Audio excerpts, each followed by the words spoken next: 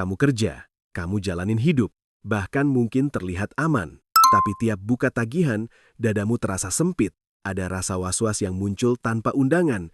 Kamu bukan malas. Kamu cuma capek mikirin besok, dan kamu tidak sendirian. Banyak yang ada di titik ini. Harga naik pelan tapi konsisten, sementara pemasukan naiknya tidak selalu ikut. Akhirnya otakmu hidup di mode siaga. Kamu jadi mikir 2 kali buat semua hal, bahkan buat hal kecil. Ini bukan drama. Ini sinyal. Ada yang tidak beres dari cara uangmu bergerak setiap bulan. Selamat datang di Puncak Finansial. Tempat kita beresin uang pakai logika, bukan gengsi. Kalau kamu ingin lebih tenang soal finansial, tekan tombol subscribe sekarang, karena video ini bukan hiburan. Ini tamparan sadar. Dan kamu perlu dengar ini sebelum terlambat. Masalahnya sering bukan kamu kurang usaha. Masalahnya kamu hidup di era yang keras.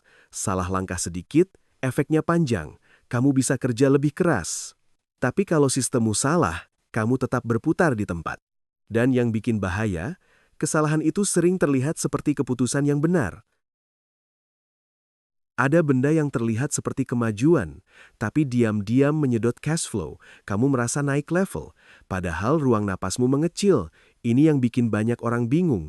Mereka merasa sudah punya banyak hal, tapi tetap cemas. Karena yang mereka pegang bukan aset, itu beban yang disamarkan. Aku bilang ini bukan buat menghakimi. Ini buat nyadarin, kamu tidak gagal. Kamu cuma kebanyakan bawa beban yang kamu kira aset. Jadi kalau kamu sering cemas, jangan cuma salahin mentalmu. Cek cash flow-mu. Mungkin hidupmu sedang disabotase pelan-pelan. Menuju 2030, dunia makin menghukum yang hidupnya rapi di luar, tapi rapuh di dalam. Karena guncangan kecil saja bisa jadi domino. Harga bisa naik, pekerjaan bisa berubah. Kesempatan bisa hilang tiba-tiba. Kalau fondasimu tipis, kamu akan panik lebih cepat dari yang kamu kira, dan panik itu mahal.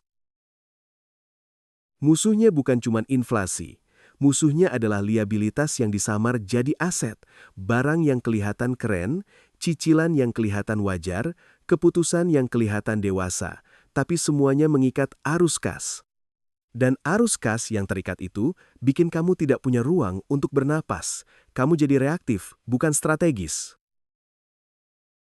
Taruhannya sederhana, kamu bisa jadi orang yang fleksibel saat krisis, atau jadi orang yang terlihat kaya tapi selalu dekat dengan jatuh. Satu sakit, satu PHK, satu keluarga butuh bantuan. Langsung berantakan, bukan karena kamu lemah, karena uangmu kebanyakan terkunci, dan yang terkunci itu sulit diselamatkan cepat. Aku perlu bilang ini jelas. Ini bukan nakut-nakutin. Ini cara paling waras untuk buka mata. Lebih baik kamu tersinggung sekarang, daripada kamu hancur nanti. Aku tidak mau kamu belajar lewat denda, lewat bunga, lewat malu, lewat penyesalan yang telat. Kita pilih cara belajar yang lebih murah. Yang bertahan sampai 2030 bukan yang paling banyak punya barang. Yang bertahan adalah yang paling cepat buang beban, yang paling rapi mengatur risiko, dan yang paling disiplin menjaga cash flow. Karena saat badai datang, fleksibilitas lebih berharga daripada gengsi. Kamu butuh pilihan, bukan pajangan. Jadi di video ini, aku akan bongkar 12 aset yang sering bikin orang merasa naik level. Padahal sebenarnya sedang mengunci dirinya sendiri.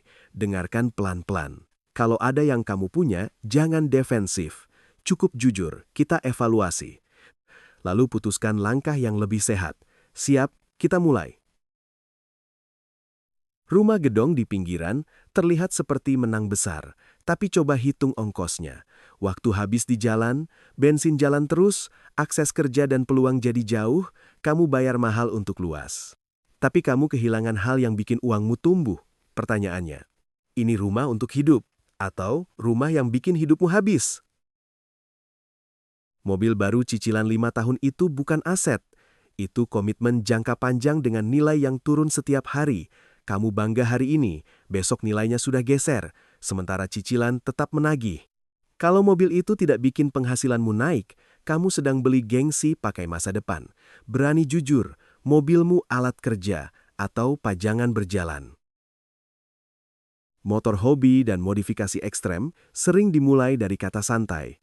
Lama-lama jadi lubang, upgrade kecil jadi kebiasaan, spare part jadi candu, dan saat mau dijual, pasarnya sempit, nilainya ikut selera.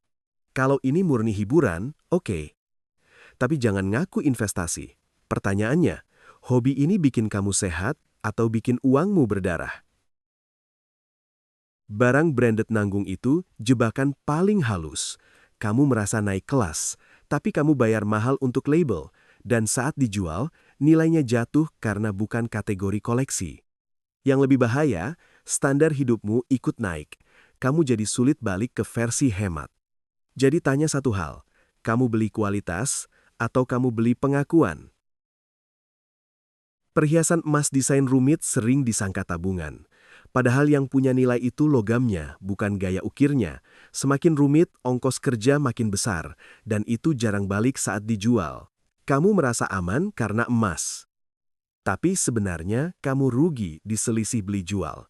Jadi tanya, ini lindung nilai atau aksesori mahal yang kamu sebut aset?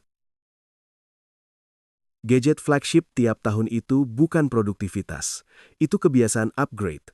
Kamu bilang untuk kerja, tapi kerjaanmu tetap sama. Yang naik cuma pengeluaran, apalagi kalau pakai cicilan. Cicilan kecil itu licin. Diam-diam menutup ruang investasimu. Jadi jujur, kamu butuh alat yang cukup atau kamu butuh alasan untuk merasa up to date? Koleksi hypebeast itu sering terasa seperti portofolio, padahal kebanyakan cuma tren. Yang benar-benar naik nilainya itu sedikit, sisanya menumpuk di lemari. Uangmu parkir, tidak bekerja. Dan kamu jadi sulit lepas karena sudah terlanjur sayang. Jadi tanya, kamu sedang membangun aset atau sedang menimbun konsumsi dengan nama yang lebih keren? Pesta pernikahan mewah lewat utang itu keputusan yang terlihat romantis, tapi efeknya dingin. Kamu mulai hidup baru dengan beban lama. Tiap bulan kamu bayar kenangan. Lalu rumah tangga masuk mode tegang saat uang menipis. Kamu bukan kurang cinta. Kamu cuma salah prioritas. Jadi tanya, kamu ingin sakral atau kamu ingin dipuji? Renovasi rumah estetik demi konten itu sering dikira investasi. Padahal banyak renovasi cuma menambah tampilan, bukan fungsi. Over budget itu umum, lalu muncul dorongan upgrade lagi. Kamu kejar sudut kamera, bukan kenyamanan hidup. Kalau kontenmu tidak konsisten menghasilkan, ini jadi beban permanen. Jadi tanya, rumahmu dibuat untuk tinggal atau dibuat untuk dipamer? Gelar akademik tanpa skill spesifik itu bisa jadi pelarian yang rapi. Kamu merasa maju karena kuliah lagi, tapi pasar kerja tidak bayar gelar saja. Pasar bayar kemampuan yang jelas. Waktu berlalu, biaya jalan, dan kamu menunda pengalaman nyata. Kalau tujuanmu kabur dari kompetisi, itu bukan strategi. Jadi tanya, kamu sedang naik level atau sedang menghindar? Unit link sering dijual sebagai paket lengkap, proteksi dan investasi sekaligus. Tapi banyak orang tidak paham biaya dan strukturnya. Akhirnya kecewa. Kamu merasa sudah investasi, padahal hasilnya tertahan fee. Proteksi itu penting, investasi juga penting. Tapi sering lebih efektif dipisah. Jadi tanya, kamu membeli solusi atau membeli kemasan yang terdengar aman? Membership dan subscription hantu itu pembunuh cash flow paling licik. Nominalnya kecil, tapi jumlahnya banyak. Kamu lupa, mereka tetap motong, kamu merasa tidak boros. Padahal kebocoran rutin itu menggerus tabunganmu pelan-pelan. Coba cek satu persatu. Kalau berhenti hari ini hidupmu sama saja, berarti itu bukan kebutuhan, itu beban yang kamu biarkan hidup. Sekarang lihat pola besarnya. Semua yang tadi kita bahas punya satu ciri, kelihatan kaya di luar, tapi mengurangi kebebasan di dalam. Kamu merasa naik level, padahal ruang gerakmu mengecil. Dan saat hidup berubah, kamu tidak punya opsi. Kamu cuma punya kewajiban, jadi jangan heran kalau kamu cemas. Cemas itu sering datang dari hidup yang terlalu terikat. Financial anxiety bukan selalu karena uangmu kurang, sering karena uangmu terkunci di cicilan, di gaya hidup, di keputusan yang kamu pertahankan demi gengsi. Kamu bisa punya penghasilan besar, tapi tetap gelisah, karena yang kamu pegang bukan kendali. Yang kamu pegang beban. Dan beban itu menuntutmu terus kuat. Padahal manusia wajar lelah, maka kita butuh strategi, bukan pura-pura tenang. Mulai sekarang, ubah definisi aset. Aset itu minimal melakukan satu dari 3 hal, menghasilkan cash flow, melindungi daya beli, atau meningkatkan kemampuanmu menghasilkan uang. Kalau tidak, itu konsumsi. Konsumsi boleh, tapi sebut dengan jujur.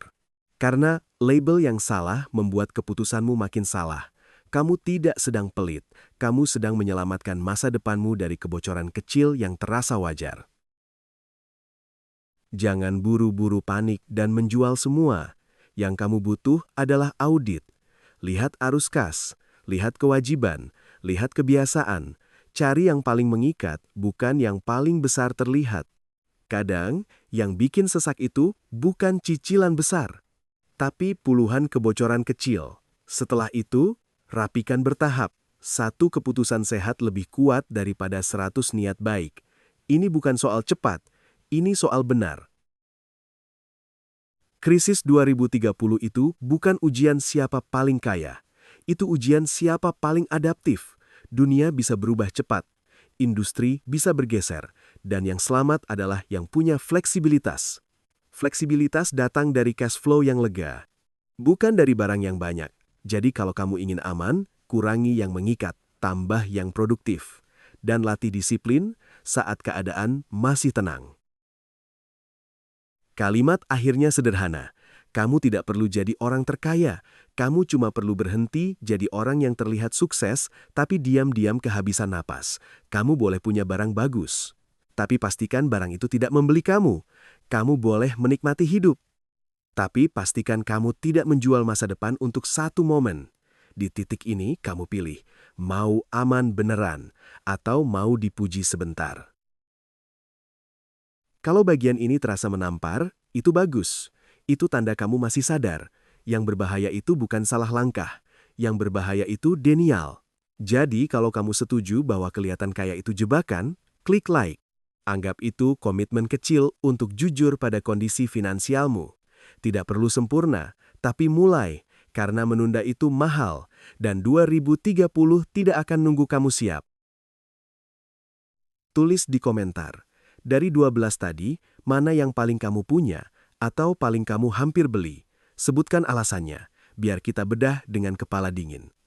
Kamu akan kaget, banyak orang ada di titik yang sama.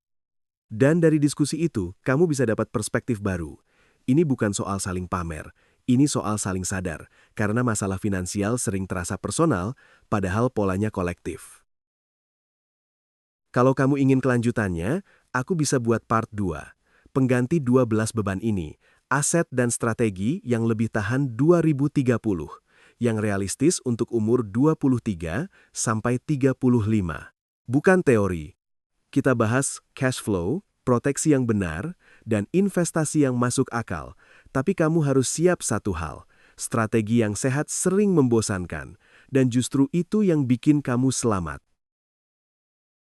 Tekan tombol subscribe sekarang, biar kamu tidak cuma nonton saat panik, tapi belajar saat masih bisa memilih. Di puncak finansial, kita tidak kejar cepat kaya, kita kejar sistem yang bikin kamu tenang. Karena tenang itu bukan perasaan, tenang itu struktur. Dan struktur dibangun dari keputusan kecil yang kamu ulang. Kalau kamu siap dibentuk, kamu akan naik. Kalau kamu tetap defensif, kamu akan stagnan. Ingat ini baik-baik, kamu tidak butuh motivasi lebih. Kamu butuh keberanian untuk mengatakan tidak. Tidak pada cicilan yang tidak perlu, tidak pada pembelian impulsif. Tidak pada gaya hidup yang kamu lakukan demi diterima. Saat kamu berani bilang tidak, kamu membuka ruang untuk bilang ya pada hal yang lebih penting. Tabungan, investasi, skill, dan kesehatan mental. Kebebasan itu dimulai dari batasan yang kamu pilih. Sekarang ambil satu langkah. Pilih satu beban dari daftar tadi. Bereskan dalam 30 hari. Bukan semuanya. Satu dulu. Karena yang membuat orang gagal bukan kurang ilmu, tapi terlalu banyak target dan tidak mulai. Mulai dari yang paling mengikat cash flow. Lalu ulang, kalau kamu konsisten, 2030 bukan ancaman. Itu panggung, dan kamu datang bukan untuk bertahan, tapi untuk menang.